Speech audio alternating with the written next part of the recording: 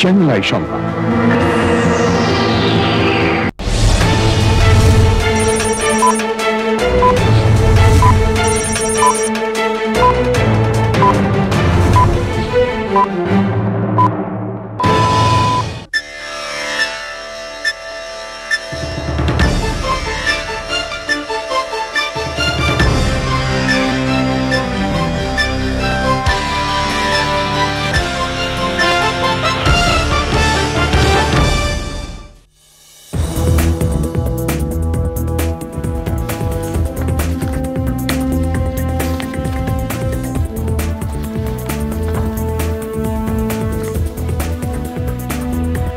আসসালামু আলাইকুম দর্শক, আমন্ত্রণ জানাচ্ছি চ্যানেল আই সংবাদে। পুরো সংবাদ জুড়ে আপনাদের সাথে আছি আমি মৃত্তিকা মোস্তফা।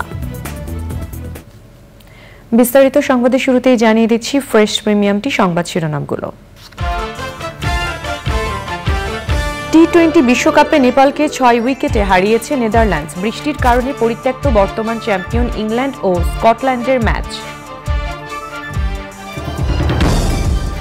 ভারতের লোকসভা নির্বাচনের প্রাথমিক ফলে আরও এগিয়ে ক্ষমতাসীন বিজেপি জোট। টানা তৃতীয়বার প্রধানমন্ত্রী হওয়ার পথে নরেন্দ্র মোদী।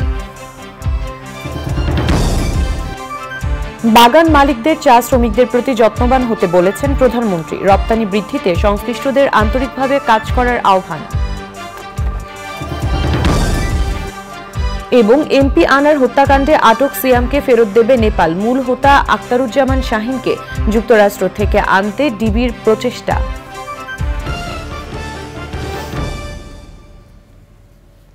সংবাদ শিরোনামগুলো জানাচ্ছিলাম। এখনকার সংবাদ আয়োজন একই সঙ্গে চ্যানেলের ইউটিউব চ্যানেলে এবং চ্যানেলের ওটিটি প্ল্যাটফর্ম আই স্ক্রিনে লাইভ স্ট্রিম হচ্ছে।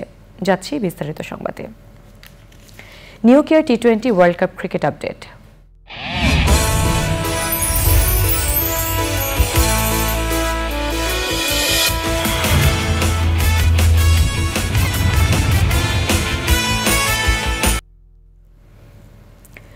টি-20 বিশ্বকাপের ডি গ্রুপের খেলা নেপালকে 6 উইকেটে হারিয়েছে নেদারল্যান্ডস।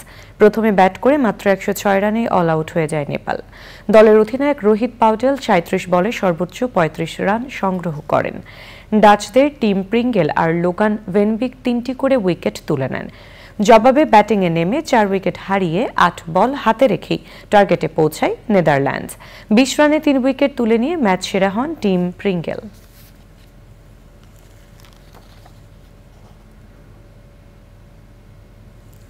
টি-20 বিশ্বকাপে বৃষ্টির কারণে পরিত্যক্ত হয়েছে বর্তমান চ্যাম্পিয়ন ইংল্যান্ড ও স্কটল্যান্ডের খেলা। টসে জিতে স্কটল্যান্ড ব্যাটিংয়ের সিদ্ধান্ত নিলেও বৃষ্টির কারণে নির্ধারিত সময়ের ঘণ্টাখানেক পরে মাঠে নেমে 6.2 ওভারে 51 রান করার পর দ্বিতীয় দফায় আঘাত হানে বৃষ্টি। এরপর 10 ওভারে 90 রান করে বৃষ্টি নিয়মে ইংল্যান্ডকে 10 ওভারে 109 রানের টার্গেট দেয় স্কটল্যান্ড। কিন্তু শেষ পর্যন্ত বৃষ্টিরই জয় হয়। স্কটিশদের সঙ্গে পয়েন্ট ভাগাভাগি করে আসর শুরু করতে হয়েছে ইংলিশদের।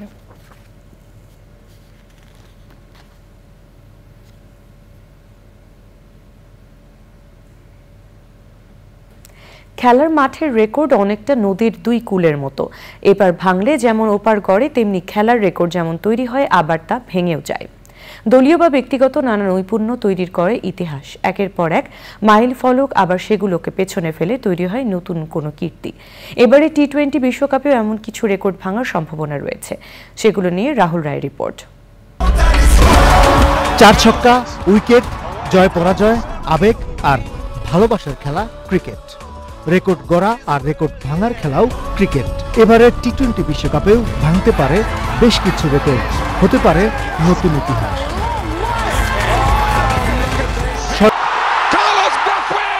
এর আগে 8টি টি-20 বিশ্বকাপে 2টি দল দুবার করে শিরোপা উঁচিয়ে ধরেছে।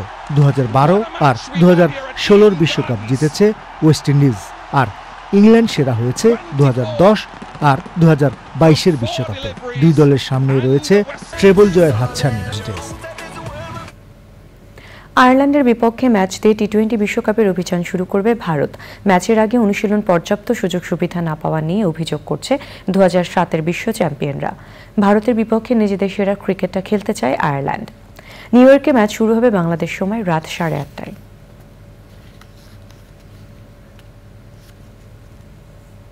এবারে অন্যান্য সংবাদ। ভারতের ইতিহাসে টানা তৃতীয়বারের মতো প্রধানমন্ত্রী হচ্ছেন নরেন্দ্র মোদী। লোকসভা নির্বাচনের প্রাথমিক ফলে বিজেপি নেতৃত্বাধীন এনডিএ জোট পর্যন্ত 293টি আসন পেয়ে এগিয়ে রয়েছে। তবে গতবারের চেয়ে বেশি ভোট পেয়েছে কংগ্রেস নেতৃত্বাধীন ইন্ডিয়া জোট। তারা পেয়েছে 232টি আসন। পশ্চিমবঙ্গে জয় পেয়েছে মমতা বন্দ্যোপাধ্যায়ের তৃণমূল। কোনো দল একক সংখ্যাগরিষ্ঠতা না পাওয়ায় এবার ঝুলন্ত পার্লামেন্ট হতে যাচ্ছে ভারতে। বিস্তারিত জানাচ্ছেন সৈয়দ অদিত। দিল্লিতে আবারও বসতে যাচ্ছেন নরেন্দ্র মোদী। সংখ্যাগরিষ্ঠতা হারালেও বিজেপি নেতৃত্বাধীন এনডিএ জোট সরকার গঠন করবে বলে জানিয়েছেন তিনি। तीसरी बार सरकार बननी तय है। এবার 400 পার বলে যে স্লোগান দিয়েছিলেন, মোদী তা না পেলেও আবার ক্ষমতা যে থেকে যাচ্ছেন তা গণনার ফলে অনেকটি নিশ্চিত হয়েছে। জওহরলাল নেহরুর পর ভারতের ইতিহাসে নরেন্দ্র মোদী দ্বিতীয় ব্যক্তি যিনি টানা তৃতীয়বারের মতো ভারতের প্রধানমন্ত্রী হতে চলেছেন। 543টি আসনের মধ্যে সরকার গঠন করতে প্রয়োজন 272টি আসন। এদিক থেকে নরেন্দ্র মোদীর জোট এনডিএ এগিয়ে রয়েছে। গত এক দশকে বিরোধী দলীয় নেতার পদ পায়নি রাহুল গান্ধীর নেতৃত্বাধীন কংগ্রেস। তবে এবারের নির্বাচনে কংগ্রেস নেতৃত্বাধীন ইন্ডিয়া জোট 230টির বেশি আসনে জয় হয়ে বিরোধী দলীয় নেতার পদ পেতে চলেছে। We do not want Mr. Narendra Modi and Mr. Amit Shah to be involved in the running of this country. Booth ফেরত জরিপ ভুল প্রমাণ করে পশ্চিমবঙ্গে সংখ্যাগরিষ্ঠতা ধরে রেখেছেন মমতা বন্দ্যোপাধ্যায়। এবারের নির্বাচনে 29টি আসন পেয়েছে দলটি। নির্বাচনে কোনো দল একক সংখ্যাগরিষ্ঠতা না পাওয়ায় সরকার গঠন করতে জোট করতে হবে বিজেপি ও কংগ্রেসকে। এতে ভারতের রাজনীতিতে হঠাৎ গুরুত্বপূর্ণ হয়ে উঠেছেন মোদী জোটের বিহার ভিত্তিক জনতা দল ইউনাইটেড প্রধান নীতিশ কুমার ও তেলুগু দেশম পার্টির প্রধান চন্দ্রবাবু নাইডু। এই জন্য এই দুই নেতার সঙ্গে যোগাযোগ বাড়িয়েছে মোদী বিজেপি। হাল না ছেড়ে সরকার গঠনের আশায় নীতিশ ও নাইডুর সঙ্গে দেন দরবার করছে রাহুলের কংগ্রেস। সৈয়দ অদিত, চ্যানেল আই। বৈচিত্র্যপূর্ণ চা উৎপাদনের পাশাপাশি চা শিল্পে গবেষণা বাড়াতে তাগিদ দিয়েছেন প্রধানমন্ত্রী শেখ হাসিনা। রাজধানীর ওসমানী স্মৃতি মিলনায়তনে চতুর্থ জাতীয় চা দিবস উদযাপন অনুষ্ঠানে যোগ দিয়ে প্রধানমন্ত্রী বলেন, চা শিল্পের অগ্রযাত্রায় সব ধরনের সহযোগিতা অব্যাহত রাখবে সরকার। চা শ্রমিকদের প্রতি আরও যত্নবান হওয়ার আহ্বান জানান সরকার প্রধান। সাদি মাহমুদের রিপোর্ট।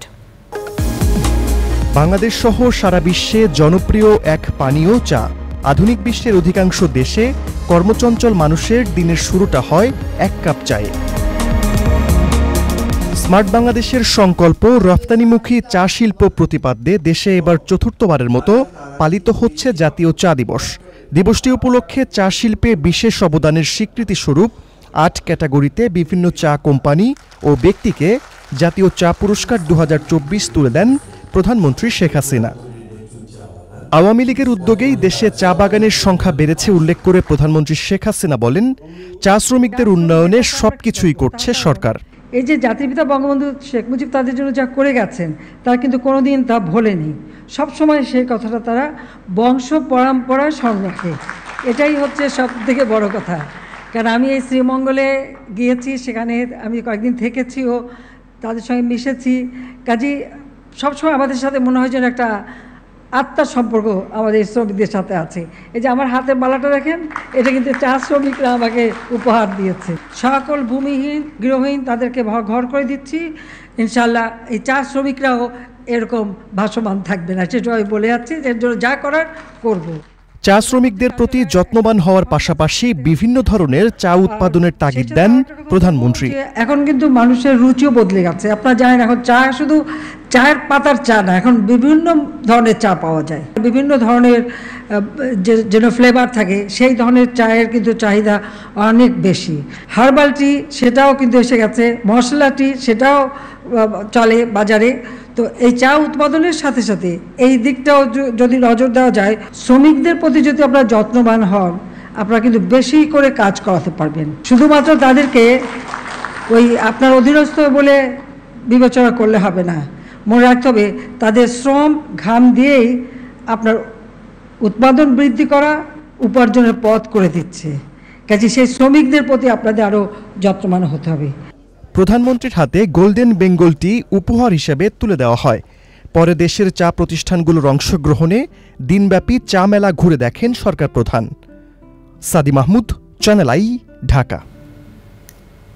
এমপি আনোয়ারুল আজিম আনার হত্যাকাণ্ডে অন্যতম আসামি সিয়াম হোসেনকে অপরাধের ধরন বুঝে ভারত অথবা বাংলাদেশকে ফেরত দেবে নেপাল।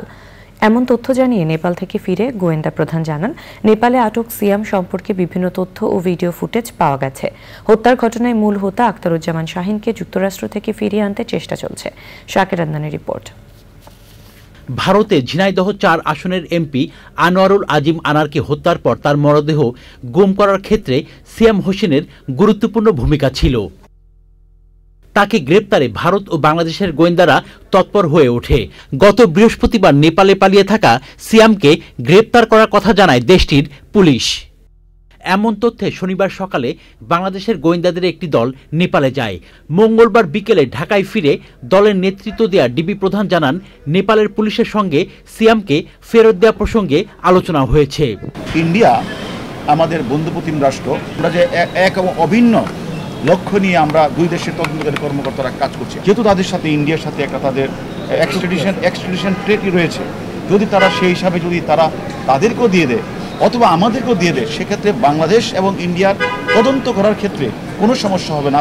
আখতারুজ্জামান শাহিন সে হলো, আমি একটু আগেই বলেছি, সে হলো এক মূল প্ল্যানার, বেনিফিশিয়ারি। সে যেহেতু আমেরিকান নাগরিক, ইন্ডিয়ার সাথে মার্কিন যুক্তরাষ্ট্রের একটা এক্সট্রাডিশন ট্রিটি আছে, সেই ক্ষেত্রে তারাও উদ্যোগ গ্রহণ করবে। এছাড়া আমিও বাংলাদেশের আমি গতকাল এবং আজকে বাংলাদেশের যে এম্বাসি আছে সেই এম্বাসির কর্তৃপক্ষের কাছে আমি কথা বলেছি। আমরা হয়তো কয়েকদিনের মধ্যে বাংলাদেশের যে আমেরিকান এম্বাসি আছে তাদের সাথে আমিও আমাদের ডিবি টিম নিয়ে আমরা তাদের সাথে আমরা মিটিংয়ে বসবো। এ সময় তিনি আরো বলেন, দেশে অপহরণ মামলার তদন্তকারী কর্মকর্তা ডিবির ওয়ারি বিভাগের অতিরিক্ত উপকমিশনার শাহিদুর রহমান রিপনকে বদলি করায় তদন্ত কাজে সমস্যা হবে না। এটা তো আমাদের কোনো পার্ট না, এটা পুলিশ হেডকোয়ার্টার তার রুটিন ওয়ার্ক।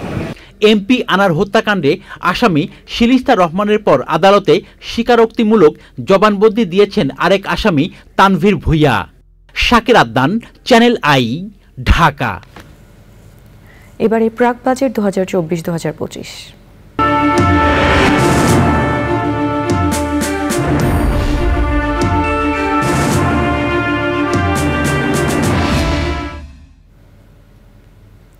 অর্থমন্ত্রী হিসেবে প্রথমবারের মতো আগামীকাল বৃহস্পতিবার বাজেট পেশ করতে যাচ্ছেন সাবেক পররাষ্ট্রমন্ত্রী আবুল হাসান মাহমুদ আলী।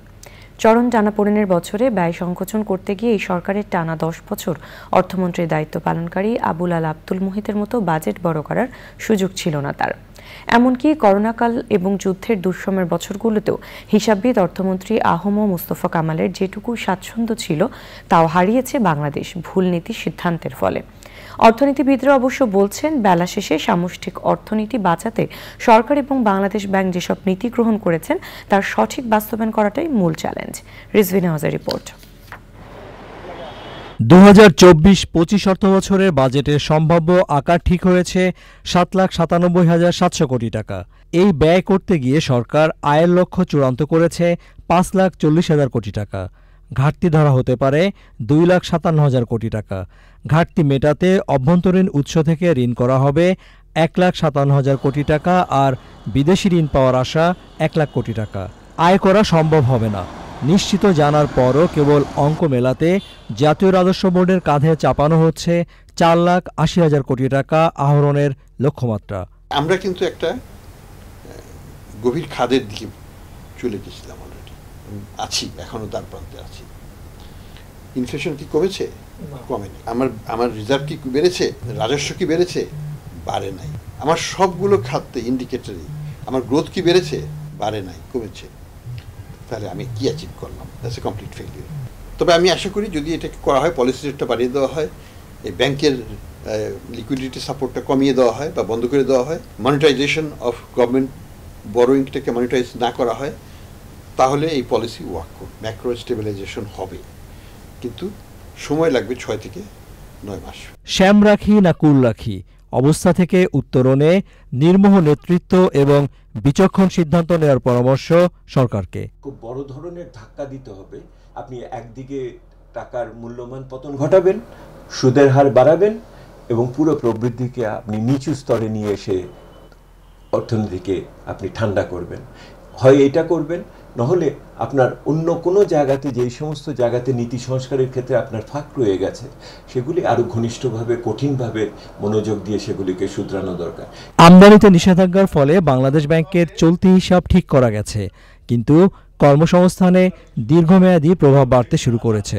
যে নতুন নিয়োগটা আর দেওয়া হচ্ছে না, এক্সপানশনে যেতে পারছে না। মানে বর্তমান এক্সিস্টিং স্টেটটা ধরে রাখাটাই তাদের জন্য অনেক চ্যালেঞ্জের হয়ে যাচ্ছে আর কি। যে শিল্পাঞ্চলটি হতে যাচ্ছে মিরসরাই, সেখানে আমাদের 46টি গার্মেন্টস হবে। আমরা টাকা জমা দিয়েছি, কিন্তু এখন পর্যন্ত সেখানে প্রস্তুত হয়নি।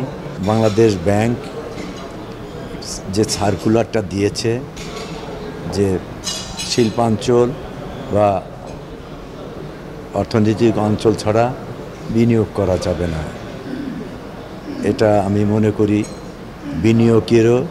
বিনিয়োগও হবে না এবং কর্মসংস্থান সৃষ্টি বাধাগ্রস্ত হবে। স্বায়ত্তশাসিত সংস্থার ব্যয়সহ এরই মধ্যে বার্ষিক উন্নয়ন কর্মসূচি এডিপির আকার চূড়ান্ত হয়েছে 2,78,288 কোটি টাকা। রিজভিনা ওয়াজ, চ্যানেল আই, ঢাকা। দর্শক, এবারে চলে যাচ্ছি বিরতিতে এবং বিরতির পর থাকছে। দর্শক, ফিরে এলাম বিরতির পর।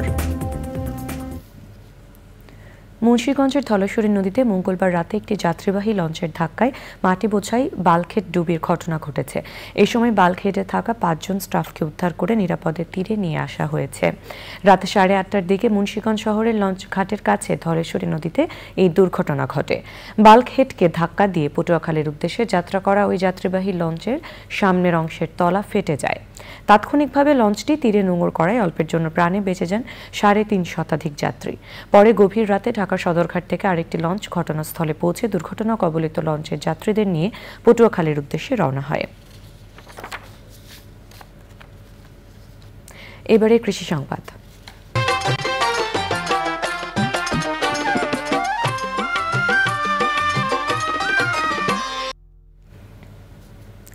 দীর্ঘ তাপপ্রবাহ সহ নানা প্রতিকূল পরিস্থিতিতেও গাইবান্ধায় এবার বোরো ধানের ভালো ফলন হয়েছে।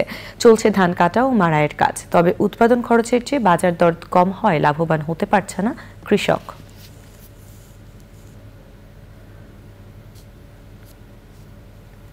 এখন দেখবেন প্রকৃতি সংবাদ।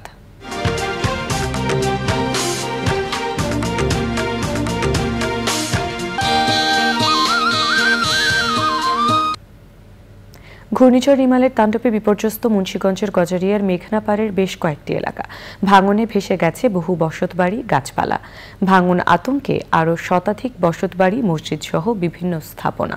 ক্ষতিগ্রস্তদের পুনর্বাসনের আশ্বাস দিয়েছে প্রশাসন।